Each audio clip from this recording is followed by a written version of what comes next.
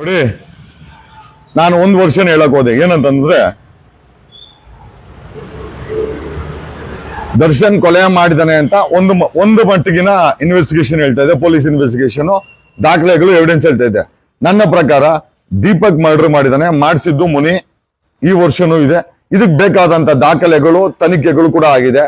ಈಗ ಸರ್ಕಾರದ ಮುಂದೆ ಹೇಳಿದೆ ಮುನಿ ಮತ್ತೆ ಅವನ ದೀಪಕ್ನ ಇಂಟ್ರಾಗೇಟ್ ಮಾಡ್ಕೊಳ್ಳಿ ಇದನ್ನ ಅಂತ. ಸರ್ಕಾರ ಯಾಕೋ ಸಿದ್ದರಾಮಯ್ಯ ಯಾಕೋ ತಲೆ ಕೆಡಿಸ್ಕೊಂತ ಇಲ್ಲ. ಕರ್ನಾಟಕ ರಾಜ್ಯದ ದರ್ಶನ್ ಅಭಿಮಾನಿಗಳೇ, ನಿದ್ದೆಯಿಂದ ಎದ್ದೇಳಿ. Come on boys, get up. ಅವನು ಹೊರಡೆ ಇರ್ಲಿ, ನಾನು ಹೊರಡೆ ನಿಮ್ಮನ್ನ ಲೀಡ್ ಮಾಡ್ತೀನಿ. ಫ್ರೀಡಂ ಪಾರ್ಕ್ ಅಲ್ಲಿ ಸೋಮವಾರ ಪ್ರೊಟೆಸ್ಟ್ ಮಾಡೋಣ. ಪಾರದರ್ಶಕ ತನಿಖೆ ಆಗಬೇಕು. ದರ್ಶನ್ ಕೊಲೆ ಮಾಡಿದ್ರೆ ನೇಣಿಗೆ ಹಾಕಿ. ಅವನ್ ತಪ್ಪು ಮಾಡಿಲ್ಲ, ದೊಡ್ಡ ಕಾನ್ಸ್ಪಿರಸಿ ನಡೆದಿದೆ ಅಂತಂದ್ರೆ ಮುನಿನ ಮತ್ತೆ ದೀಪಕ್ನ ಇಂಟ್ರಾಗೇಟ್ ಮಾಡ್ಬೇಕು. ಉಪವಾಸ ಸತ್ಯಾಗ್ರಹ ಮಾಡೋಣ. ಸೋಮವಾರ ಪರ್ಮಿಷನ್ ಕೇಳ್ತಾ ಇದೀವಿ. ನಾನ್ ಲೀಡ್ ಮಾಡ್ತೀನಿ.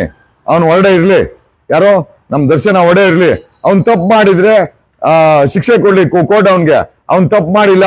ಮುನಿ ಮತ್ತೆ ದೀಪಕ್ ಸೇರಿ ಅವನ್ನ ಫಿಕ್ಸ್ ಮಾಡವ್ರ. ಕರ್ನಾಟಕ ರಾಜ್ಯದ ದರ್ಶನ್ ಅಭಿಮಾನಿಗಳು ಲೀಗಲ್ ಆಗಿ ಅಲ್ಲಿ ಪರ್ಮಿಷನ್ ತಗೋಣ. ಎಲ್ಲಿ? ಫ್ರೀಡಂ ಪಾರ್ಕ್ ಅಲ್ಲಿ.